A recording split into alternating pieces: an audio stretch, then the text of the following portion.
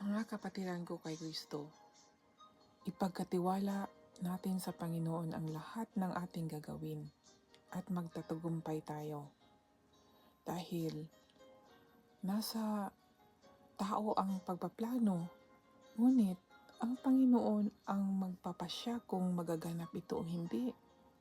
At syempre mga kaibigan, malayo ang Panginoon sa masasama, tandaan po natin. Ngunit malalapit siya sa mga matuwid at pinapakinggan niya ang kanilang dalangin.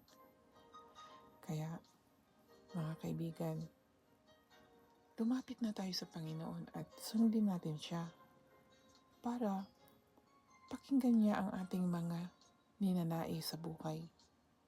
Hanggang dito na lang po. God bless po sa inyong lahat.